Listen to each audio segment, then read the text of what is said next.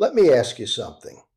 What if the answer to your blood pressure problem has been sitting in the oldest book in the world this entire time? Not in a pill bottle, not in a prescription that costs you $200 a month, but in a text that's thousands of years old, written by people who, by the way, had no processed food, no seed oils, and no Netflix keeping them up till 2 in the morning. Today we're going through 12 remedies rooted directly in biblical scripture and ancient Hebrew and Mediterranean practice that have real, documented effects on blood pressure.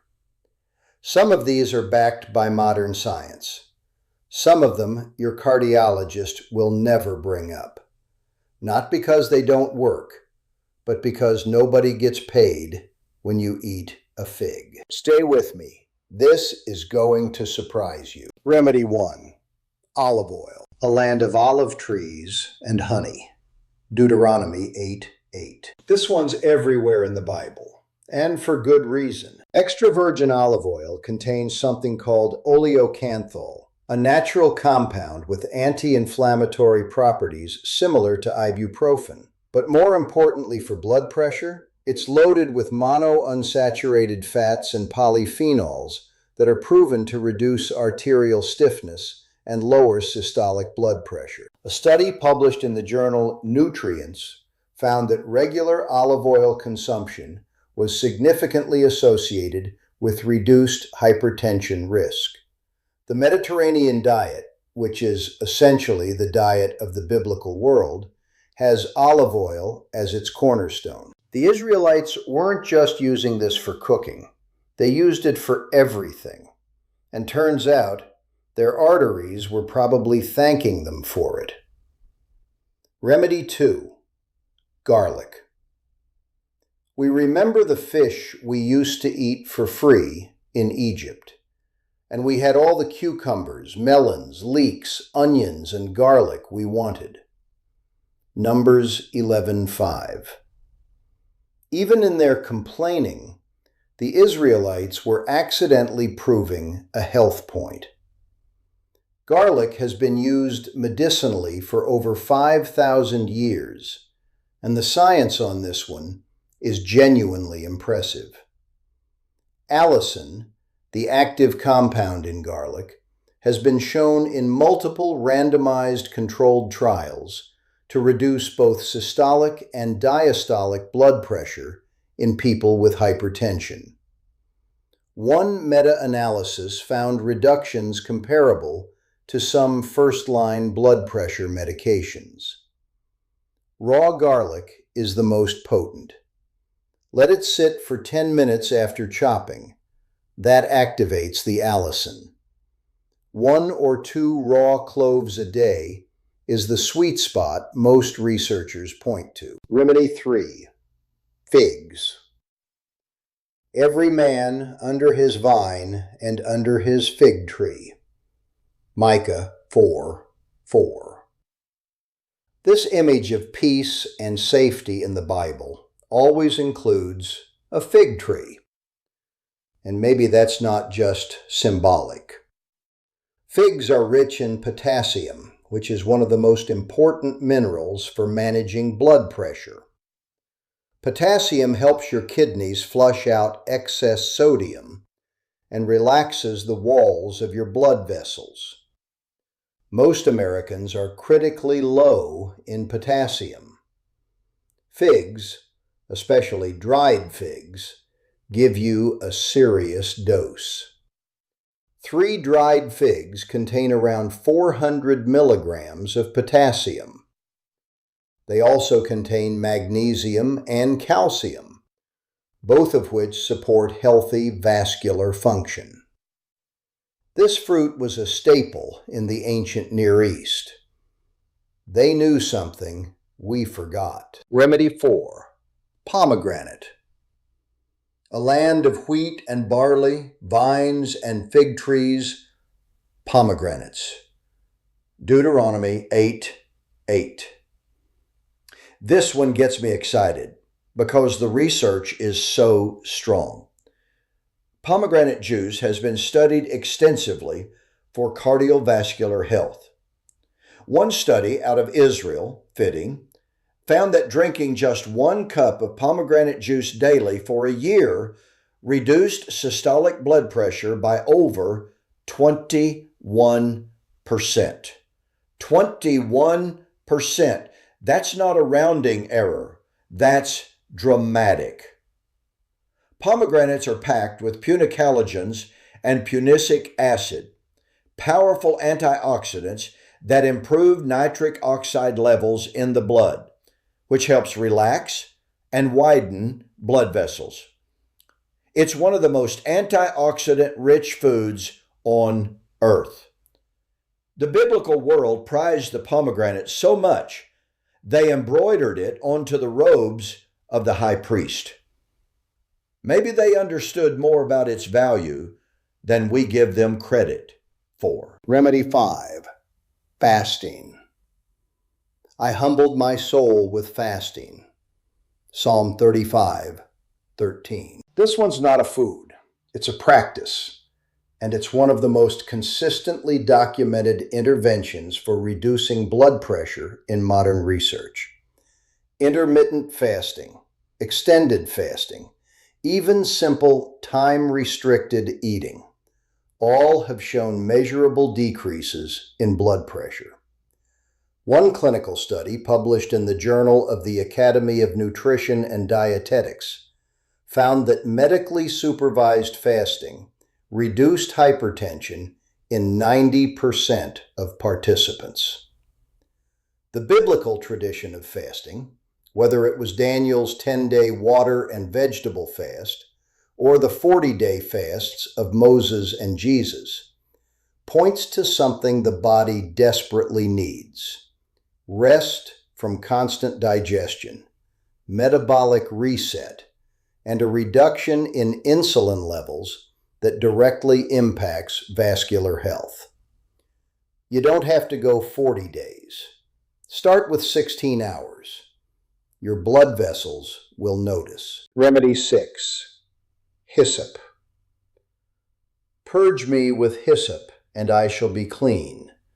Psalm 51:7. This is an herb mentioned repeatedly in Scripture, used for purification rituals and cleansing. Modern research has found that hyssop contains rosmarinic acid and flavonoids that have antioxidant and anti-inflammatory effects. In herbal medicine traditions, hyssop tea has been used for circulatory support and nervous system calming, both relevant to blood pressure. It's not as well studied as garlic or olive oil, but its consistent use across ancient cultures is hard to ignore. A calming hyssop tea in the evening might do more for your nighttime blood pressure than you'd expect. Remedy 7, rest and the Sabbath. 6 days you shall labor, but the 7th day is a Sabbath to the Lord your God. Exodus 29:10. Number 7, rest, the Sabbath principle. Chronic stress is one of the biggest drivers of sustained high blood pressure. Cortisol, the stress hormone, constricts blood vessels. Over time, unrelenting stress literally hardens your arteries. The commandment to rest 1 day in 7 wasn't just spiritual, it was physiological. Your body is not designed to run without stopping. The nervous system needs a full cycle of recovery. Research on chronic work stress and hypertension is overwhelming. People who don't take intentional rest, real rest, not scrolling your phone, have significantly higher rates of cardiovascular disease. Building genuine Sabbath rest into your week may be the most countercultural and most powerful thing you can do for your heart. Remedy 8. Wine in moderation. Stop drinking only water and use a little wine because of your stomach and your frequent illnesses. 1 Timothy 5:23. Before anyone sends me an email, I'm not telling you to drink, but I am pointing to what Scripture actually says and what the research actually shows. Moderate red wine consumption, 1 glass maybe 5 days a week, has been associated in multiple studies with lower rates of cardiovascular disease. The resveratrol in red wine is a potent antioxidant that promotes healthy endothelial function, the lining of your blood vessels. The key word in Scripture is little. The ancient world diluted wine with water. This wasn't binge drinking. It was modest, regular consumption as medicine. Modern science would agree with exactly those same caveats. Remedy 9. Bitter herbs. They shall eat the flesh with unleavened bread and bitter herbs. Exodus 12:8. The Passover meal included bitter herbs, likely things like dandelion greens, chicory, and horseradish.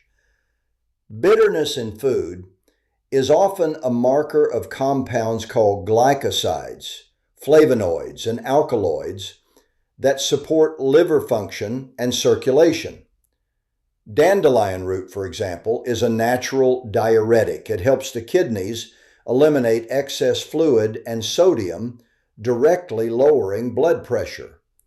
It's been used in herbal traditions worldwide for exactly this purpose. Bitter foods also stimulate bile production and improve digestion. And a healthy gut is increasingly being linked to better cardiovascular outcomes.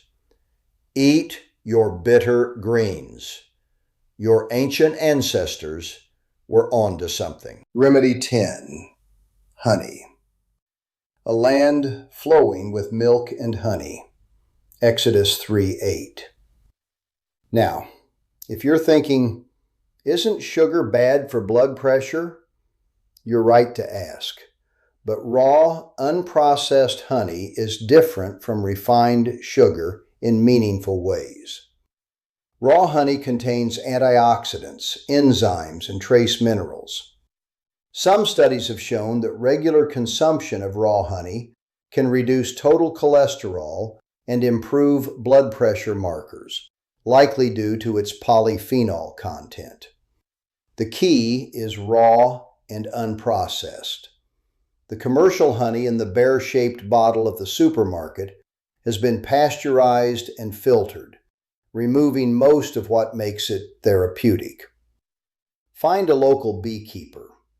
1 teaspoon of raw honey in warm water in the morning is an ancient tonic with real modern support. Remedy 11.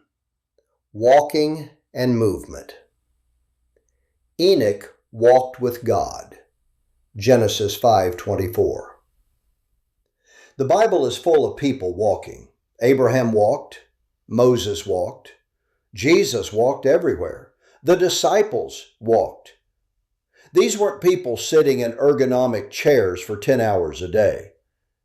Consistent walking is one of the most evidence-based interventions for high blood pressure that exists. A 30-minute brisk walk daily can reduce systolic blood pressure by 4 to 9 millimeters of mercury, similar to some medications. Walking lowers cortisol. It improves nitric oxide production. It reduces insulin resistance. It strengthens the heart. And it costs absolutely nothing. The biblical pattern of regular walking was not a fitness plan. It was just life. We've engineered movement out of our existence, and our blood pressure statistics show it.